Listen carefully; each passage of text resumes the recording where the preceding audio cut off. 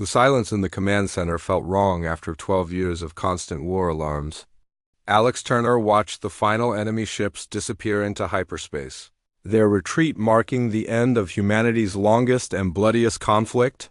The third Galactic War was over, but victory tasted like ash in his mouth. Earth hung before them like a wounded animal, its surface scarred by alien bombardment that had turned entire continents into glass. The orbital stations that once gleamed like jewels now drifted as twisted metal, their inhabitants long dead. Alex counted the cost in his head. 3 billion humans dead, dozens of colonies destroyed, and Earth itself barely habitable. "Sir."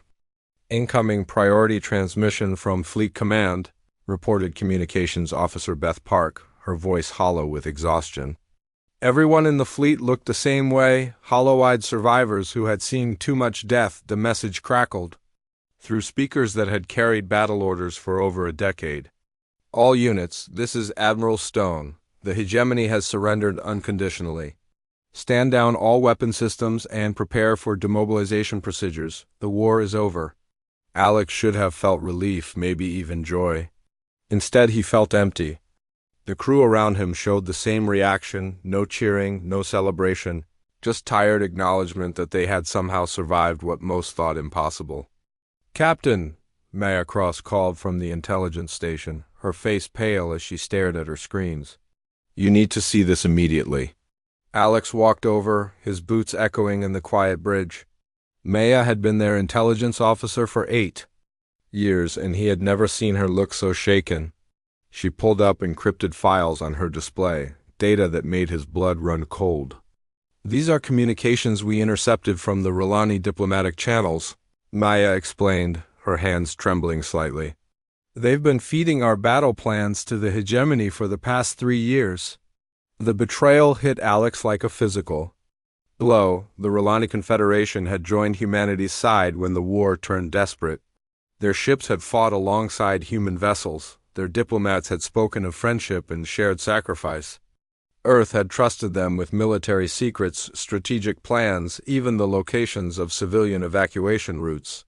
"Show me everything," Alex demanded, his voice deadly quiet. Maya brought up file after file. Encrypted transmissions showing R'Lani. Officials passing human fleet movements to hegemony commanders. Audio recordings of R'Lani High Counselor Threx laughing as he described human casualties. Battle footage showing R'Lani ships mysteriously withdrawing just before hegemony ambush struck human formations. The evidence painted a picture of systematic betrayal that went back to the very beginning of the R'Lani alliance. Every major human defeat in the last 3 years could be traced back to information the R'Lani had provided to their enemies. The massacre at New Terra, where 50,000 civilians died when evacuation ships were ambushed. The destruction of the 7th Fleet at the Battle of Kepler Prime, the orbital bombardment of Earth that killed millions. How many people died because of this? Alex asked, though he already knew the answer would be devastating. Preliminary estimates suggest over 1 billion additional casualties directly attributable to R'Lani intelligence sharing. Maya replied, her voice barely above a whisper. "They knew our evacuation routes, our supply lines, our defensive positions. The hegemony didn't win battles through superior tactics. They won because they knew exactly where we would be." Alex stared at the data, feeling anger build in his chest like a nuclear reactor approaching critical mass. The R'Lani had smiled and shaken human hands while sending their friends to die. They had attended memorial services for human heroes while secretly celebrating with the enemy. They had looked human children in the eyes while planning their deaths. "Sir," Communications Officer Park interrupted, "we're receiving similar reports from across the fleet. Every ship is discovering evidence of R'Lani betrayal. Intelligence says they have files linking over 10,000 R'Lani individuals to the conspiracy." Alex turned to address his crew, seeing his own rage reflected in their faces. These men and women had fought for 12 years, had watched friends die, had sacrificed everything to protect humanity. Now they learned that many of those deaths had been caused by supposed allies. "Patch me through to all ships in the task force," Alex ordered. His voice carrying an edge that made everyone on the bridge straighten. The communication channel opened, connecting him to thousands of human officers across dozens of ships. Alex looked directly into the camera, knowing his words would spread through the entire human fleet within hours. This is Captain Turner of the TDS Retribution. By now, you've all seen the intelligence reports about R'Lani betrayal. You know that. Our allies sold human lives for political advantage. You know that every friend we lost in the past 3 years died because creatures we trusted chose to betray that trust. He paused, letting the words sink in across the fleet. The Galactic War is over, but our war with the betrayers has just begun. The R'Lani think they can hide behind peace treaties and diplomatic immunity. They think humanity will forget and forgive as we always have before. They're wrong. Alex's voice grew harder, carrying the weight of human grief and rage across space. Starting now, every human ship, every colony, every outpost will be hunting for R'Lani war criminals. We will cross any distance, enter any system, and overcome any obstacle to bring these betrayers to justice. They wanted to teach humanity about betrayal. Now we'll teach the galaxy about consequences. The response from the fleet was immediate and unanimous. Ship after ship acknowledged the order, their captains speaking with the same cold determination. The human fleet might be preparing for demobilization, but they were also preparing for something else entirely. A hunt that would span the galaxy. Maya looked up from her station with grim satisfaction. Captain, I'm already tracking High Counselor Threx's location. His ship left R'Lani space 6 hours ago, heading for the Outer Rim. Alex smiled for the first time since the war ended, but it was not a pleasant expression. Then we know where to start. The war was over, but humanity's real work was just beginning. The data streams flowing through the Terran Intelligence Bureau looked like digital waterfalls, each line representing another piece of evidence in humanity's case against the R'Lani betrayers. Director Sam Walsh walked between rows of analysts, who worked with the focused intensity of people building something important, something that would change the galaxy forever. 6 months had passed since the war ended. 6 months of careful investigation and meticulous documentation. Every R'Lani communication had been decoded, every battle record analyzed, every witness statement recorded. The result was the most comprehensive war crimes database in galactic history, the Blacklist Protocol. Status report, Walsh demanded. As he approached the main display where Intelligence Chief Amy Chun was coordinating the final data compilation. We've confirmed 10,847 individual R'Lani involved in the betrayal conspiracy, Chun reported, her voice carrying grim satisfaction. From communications clerks who passed along human fleet positions to High Counselor Threx himself, who orchestrated the entire operation. Every name has been verified through multiple sources. The display showed a 3-dimensional map of the galaxy with red dots marking the last known locations of each blacklisted R'Lani. Some clusters showed groups that had fled together, while isolated dots represented individuals trying to disappear into the vast emptiness of space. The Pursuit Corps' units are ready for deployment, Chun continued. Commander Stone has organized 12 hunter teams, each equipped with our fastest ships and best tracking technology. They're calling themselves the Terran Vengeance Fleet. Walsh nodded approvingly. The Pursuit Corps represented something new in human military organization. They weren't soldiers in any traditional sense, but hunters whose only mission was tracking down war criminals. Each team had been carefully selected from volunteers, who had personal reasons to hate the R'Lani betrayers. Rick Stone entered the command center with the confident stride of someone who had spent months preparing for this moment. His team had been the first to volunteer for pursuit duty, and their motivation was personal. Stone's wife had died in the New Terra massacre, killed when R'Lani intelligence allowed hegemony forces to ambush the evacuation convoy. Director Walsh, the Pursuit Corps is ready to begin operations, Stone reported. We've identified priority targets in 17 different star systems. My team will take the first target, the group responsible for the New Terra intelligence leak. Walsh pulled up the specific file on his personal display. The New Terra group consisted of 8 R'Lani, intelligence officers who had provided detailed information about civilian evacuation routes. Their betrayal had directly resulted in the deaths of over 50,000 human families, including children who had been promised safe passage to the outer colonies. They're hiding on Kepler-7, a frontier mining world outside R'Lani space, Stone continued. Local authorities have no idea they're harboring war criminals. That's about to change. The mission briefing was simple but thorough. Stone's team would travel to Kepler-7, locate the 8 targets, and bring them back to face justice. If they resisted, the pursuit corps had full authorization to use whatever force necessary.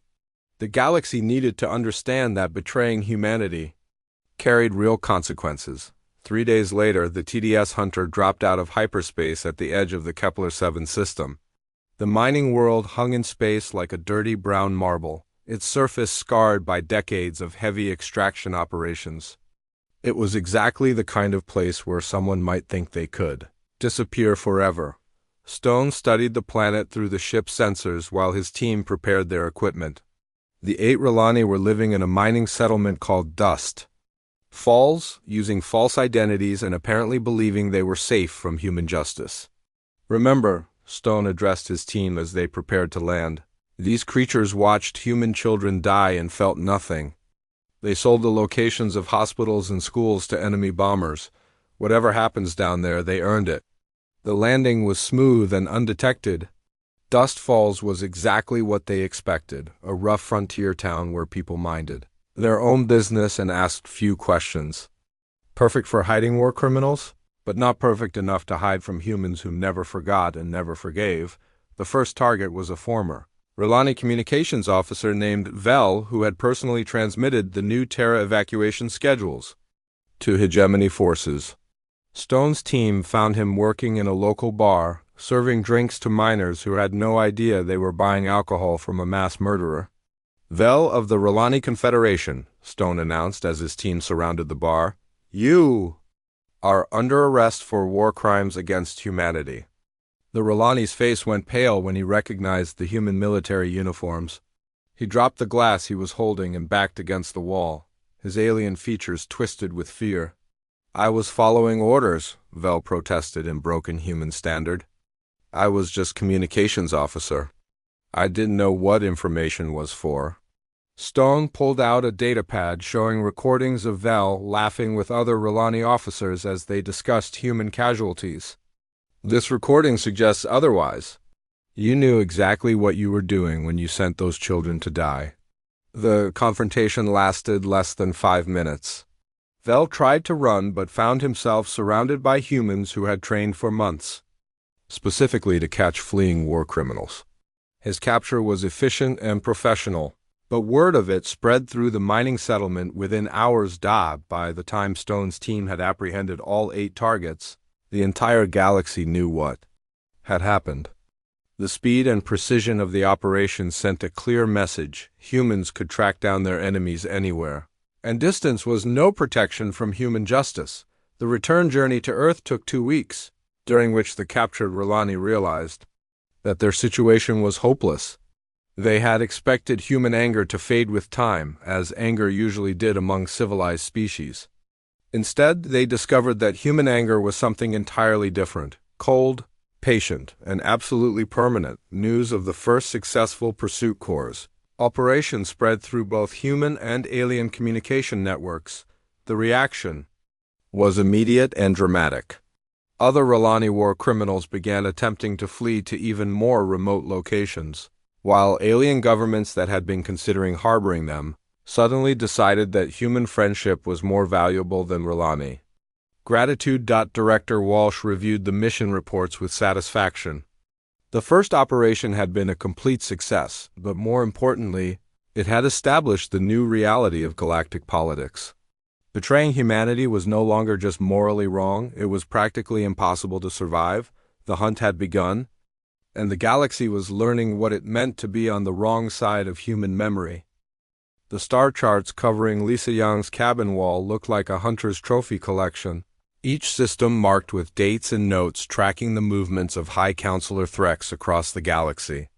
Red lines connected 17 different star systems, showing the path of humanity's most wanted war criminal as he fled deeper into unexplored space. 2 years had passed since the pursuit corps began operations. 2 years of chasing shadows and following leads that grew colder with each hyperspace jump. But Young had learned patience during her decades as a human naval officer, and she understood that the most dangerous prey required the longest hunts. "Captain, we've received confirmation from our contacts in the hegemony," reported Navigator Tom Park as he entered her quarters. "Threx was definitely at the Vorth border 3 weeks ago, trying to negotiate sanctuary with the Collective." Yang studied the latest position marker on her charts. The Vorth Collective occupied the oldest region of known space, their civilization, ancient when humanity was still discovering fire. If Threx believed the Vorth would protect him, he was either desperate or more clever than Young had credited. "The Vorth don't involve themselves in galactic politics," Young mused, tracing the projected course with her finger. "But they also don't like being disturbed by refugees, especially refugees being hunted by humans." The TDS Nemesis had become legendary during its 2-year pursuit of Threx. Yang's crew had tracked their target through hostile nebulae, neutral trading stations, and even the territory of species that had never encountered humans before. Each system they entered added another chapter to humanity's growing reputation among alien civilizations. Some species had helped, providing information or supplies to the human hunters. Others had tried to hinder their progress, usually learning too late that interfering with human justice was unwise. A few had simply watched in fascination as the small human ship methodically tracked down its prey across impossible distances. "Plot a course for Vorth space," Young ordered, "and send a message to the Collective's border stations. Tell them we're pursuing a war criminal and request safe passage." "Ma'am," Park hesitated, "the Vorth haven't responded to outside communications in over a century." "They might not even receive our message?" Yang smiled grimly. "Oh, they'll receive it, and they'll understand exactly why we're coming." The journey to Vorth space took 3 weeks through systems that few humans had ever seen. Ancient trade routes wound between stars that had names and languages older than recorded history. Some sectors showed signs of civilizations that had risen and fallen while Earth was still cooling from its formation. As they approached the Vorth border, Yang realized that someone was expecting them. A massive alien vessel waited at the edge of the system, its design unlike anything in human databases. The ship was clearly ancient but well-maintained, probably older than human civilization itself. "This is Vorth Monitor Station 7, came the transmission in perfect human standard. "We have been expecting you, Captain Yang of Earth. The individual you seek is no longer under our protection." Yang felt a surge of satisfaction mixed with surprise. The Vorth had not only received their message but had apparently decided that sheltering Threx was not worth risking human displeasure. "Monitor Station 7, this is Captain Yang. Are you saying that Threx is no longer in your territory?" The R'Lani called High Counselor. "Threx requested sanctuary from what he termed human vengeance. We reviewed his case and the evidence you transmitted regarding his actions during your recent conflict. The Collective determined that his crimes were sufficient to warrant your pursuit and that interfering with human justice would be inadvisable." The response contained layers of meaning that Yang found encouraging. The Vorth had not only refused to shelter Threx but had clearly researched human capabilities and decided that humanity was not a species to antagonize unnecessarily. "Where did Threx go when you refused him sanctuary?" Yang asked. "The individual departed our space immediately upon learning of our decision. Our tracking systems indicate he fled toward the outer darkness beyond the edge of map space. He appears to believe that distance will protect him from human determination."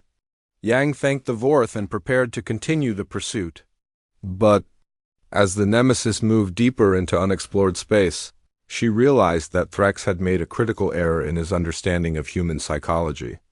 The R'Lani seemed to believe that humans would eventually give up, that even their legendary stubbornness had limits.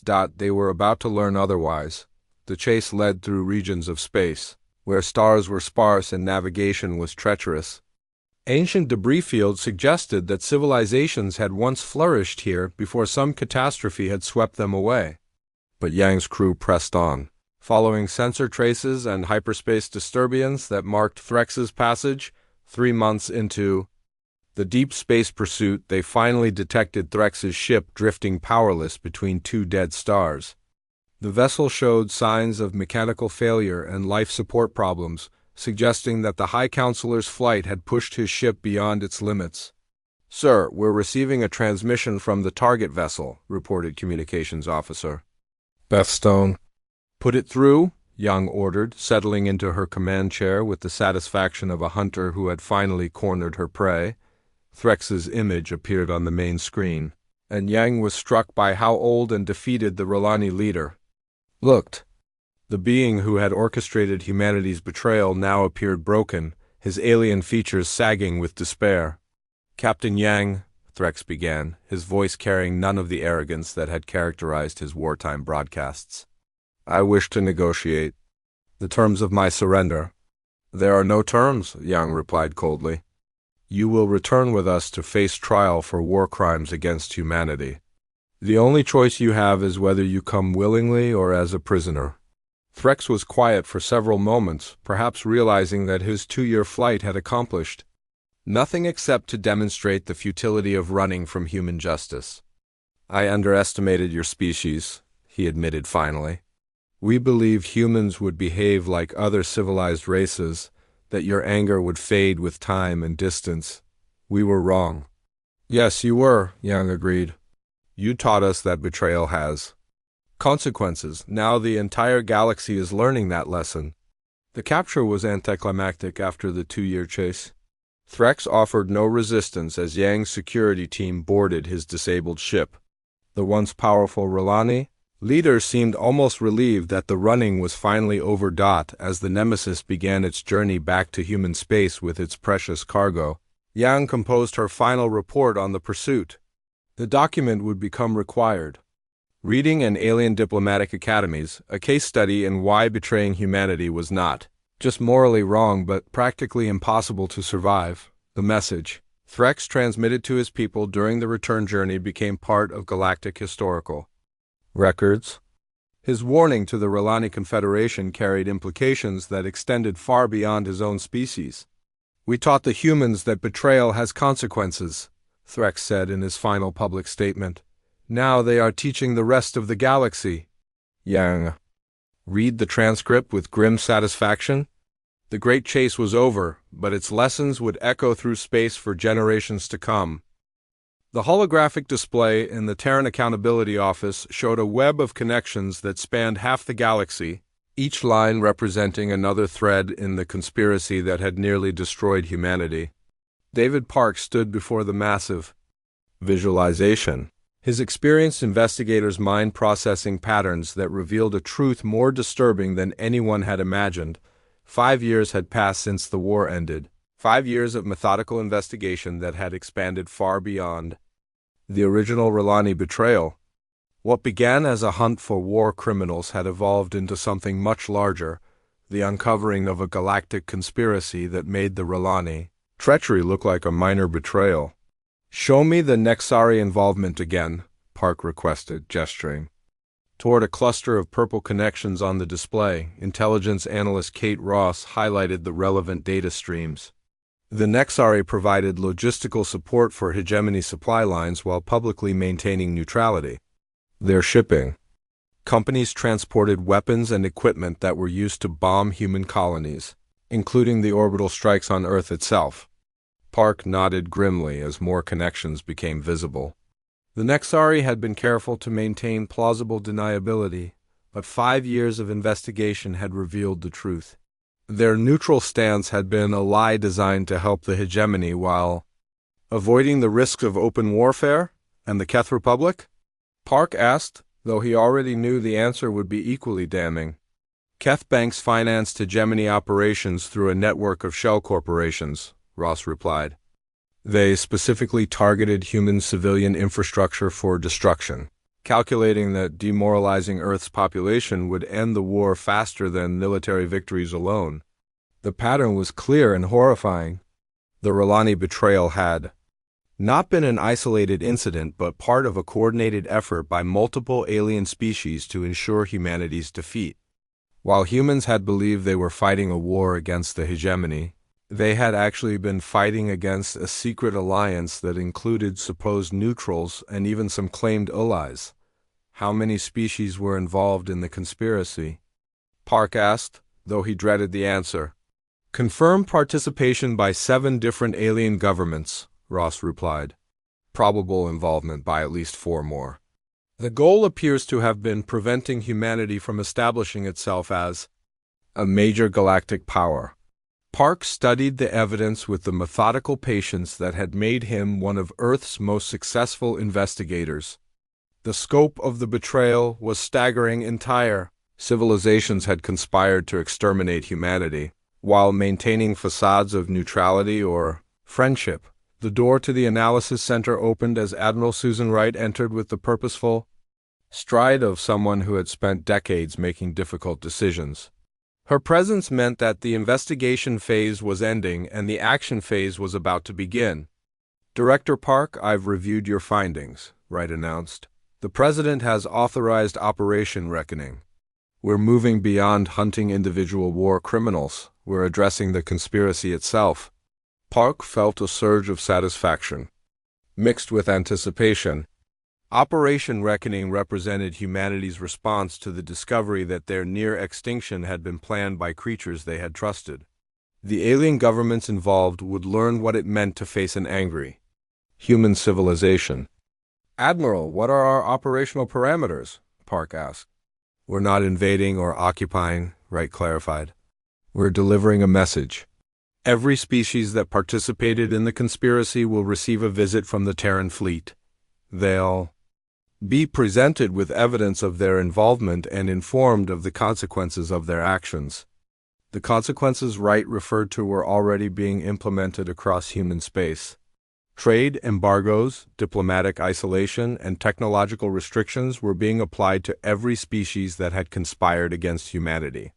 But more importantly, the galaxy was learning that humans had very long memories and very creative approaches to justice. 3 weeks later, the TDS Vindicator arrived at the edge of Nexari space with an escort of 12 human warships. The Nexari government had been expecting them. News of humanity's expanded investigation had spread throughout alien diplomatic channels, causing panic among species that had believed their involvement was secret. Admiral Wright transmitted her message to the Nexari leadership with the formality of an official diplomatic communication, though the content was anything but diplomatic. This is Admiral Wright of the Terran Fleet, addressing the Nexari Colonial Council. We have evidence that your government provided material support to hegemony forces during the Third Galactic War while claiming neutrality. Your shipping companies transported weapons used to kill human civilians, including children. The response from the Nexari came within minutes, a hastily prepared statement that attempted to justify their actions as legitimate business activities. Conducted by private corporations without government knowledge, Wright's reply was brief and devastating. We have recordings of Colonial Council meetings where these operations were planned and approved. We have financial records showing direct government payments to the shipping companies involved. Your lies are documented and your guilt is established. The Nexari Council's next transmission carried a different tone, entirely, fear mixed with desperate attempts at negotiation. They offered compensation, apologies, even surrender of the officials involved in the conspiracy, but Wright's response made clear that the time for negotiation was over. The Terran Accountability Office will be establishing a permanent monitoring station in your space. Every Nexari commercial vessel will be subject to inspection. Every diplomatic communication will be reviewed. Every government official involved in the conspiracy against humanity will be tracked for the rest of their lives. The message Wright delivered to the Nexari was repeated across the galaxy as human fleets visited every species involved in the conspiracy. The responses varied. Some governments attempted defiance, others offered desperate bargains. A few simply accepted their fate with resignation, but the result was always the same. Humanity had discovered the truth about the conspiracy, and they were ensuring that everyone involved understood the consequences of betraying human trust. The Keth Republic received a visit from the TDS Retribution, which presented evidence of their financial support for attacks on human civilian targets. The Keth banks that had financed the bombing of Earth found themselves permanently barred from any system under human influence. The Valari Confederation learned that their intelligence sharing with the hegemony had been documented in detail when the TDS Nemesis arrived with recordings of classified military briefings. Their diplomatic corps discovered that lying to humans about their involvement was not only futile but actively counterproductive. Each confrontation followed the same pattern. Human investigators presented irrefutable evidence, alien governments attempted denial or justification, and humans delivered consequences that would last for generations. Park reviewed the reports from across the galaxy with professional satisfaction. The expanded investigation had accomplished something unprecedented in galactic history. It had demonstrated that conspiracy against humanity would be discovered, documented, and punished regardless of how carefully it was hidden or how many species were involved. But the most important result was not the punishment of the conspirators. It was the message that spread through alien diplomatic channels as each species learned about humanity's investigative capabilities and long-term memory. The galaxy began to understand that humans were not just another species that could be manipulated through careful conspiracies and hidden betrayals. They were something new, a civilization that would cross any distance, spend any amount of time, and overcome any obstacle to ensure that betrayal carried consequences. The Terran Accountability Office had started as a war crimes investigation unit. It had evolved into something much more significant: humanity's declaration that they would never again be the victims of alien conspiracy. Director Park stood before his galactic conspiracy display one final time before transmitting the final report to Earth. The web of connections that had once represented a secret alliance against humanity now looked like a map of human justice, each line representing another species that had learned why betraying humanity was a mistake. The reckoning had spread across the galaxy, and the universe would never be the same. The notification chimed softly in Fleet Admiral Tom Hayes' personal quarters, a sound he had been waiting 10 years to hear. The message displayed on his private screen was brief but momentous. The last name on the blacklist protocol had been crossed off, marking the end of humanity's greatest manhunt. Hayes walked to the observation deck of the TDS Vindicator, looking out at Earth as it rotated slowly beneath him. The planet still bore scars from the war, areas of crystallized sand where alien weapons had turned cities to glass, memorial parks where once thriving metropolises had stood. But life had returned, and with it had come something new: the Earth. That turned below him was not the same world that had nearly died 10 years ago. The planet that had begged for alien mercy and received betrayal instead had been transformed into the center of a new kind of galactic power. Not power based on superior weapons or larger fleets, but power based on demonstrated resolve and absolute reliability. "Admiral," came the voice of his aide, Captain Mike Cross, as he approached with a datapad containing the final mission reports. "The last pursuit operation has been completed successfully. Former Rolani Intelligence Chief Vex was apprehended in the Outer Rim and is being transported back for trial." Hayes accepted the report with the satisfaction of someone who had overseen humanity's longest and most successful military operation. The Great Hunt had lasted 10 years, crossed hundreds of star systems, and involved thousands of human personnel. But every single war criminal on the original list had been found and brought to justice. "What's the final count?" Hayes asked, though he already knew the numbers by heart. 10,847 confirmed apprehensions.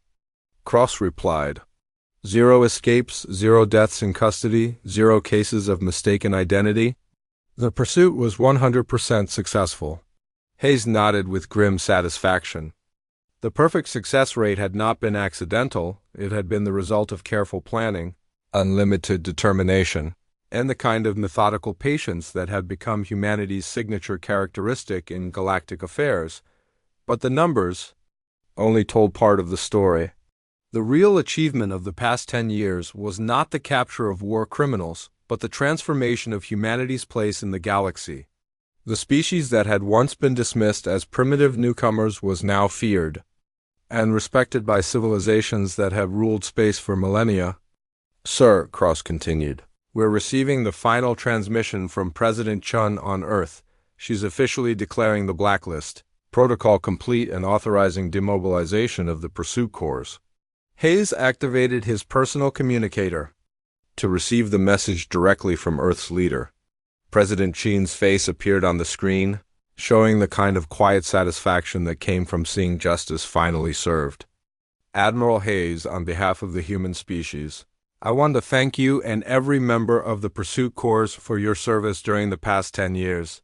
You have demonstrated to the galaxy that humanity keeps its promises, remembers its debts, and never abandons the pursuit of justice. The president paused, and Hayes could see the weight of history in her expression. The blacklist protocol is hereby declared complete. All pursuit operations are concluded. The war criminals who betrayed humanity have faced justice, and the galaxy has learned what it means to cross the human species. You may stand down.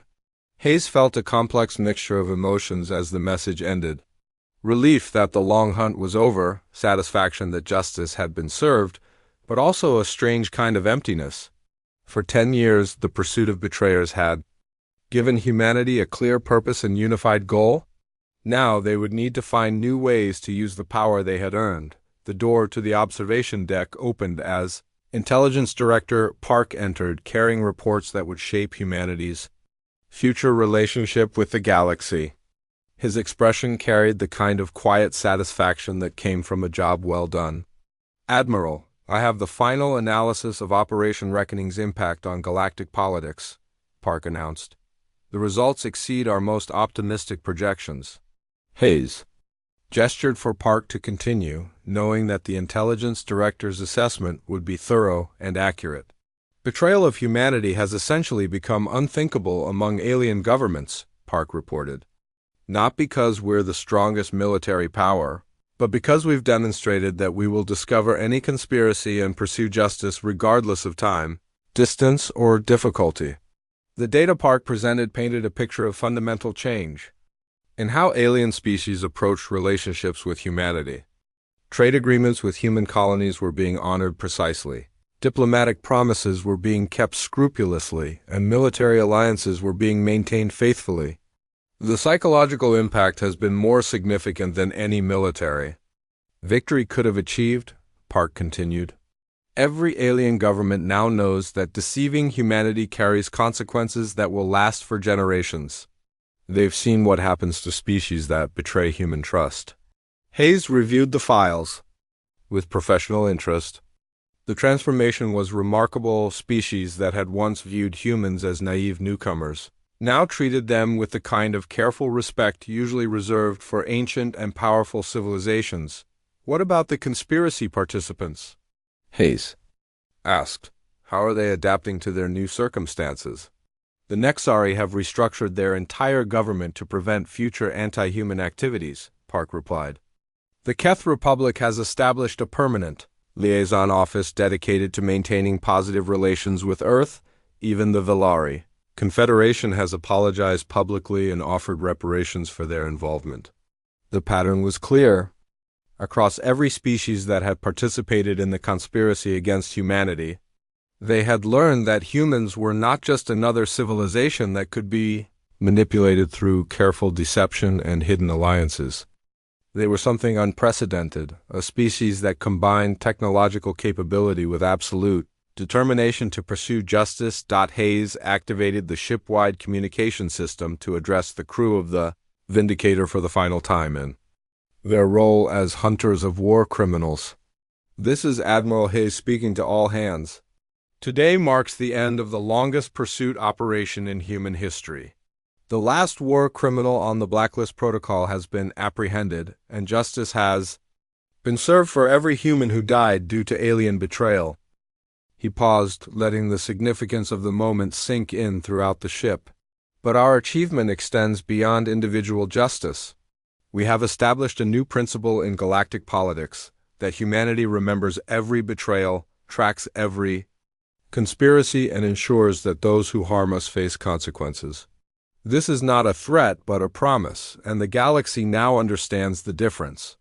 The crew's response echoed through the ship's communication system, not cheers or celebration, but the quiet acknowledgement of people who had completed something important and permanent. Hayes walked back to his personal quarters to compose.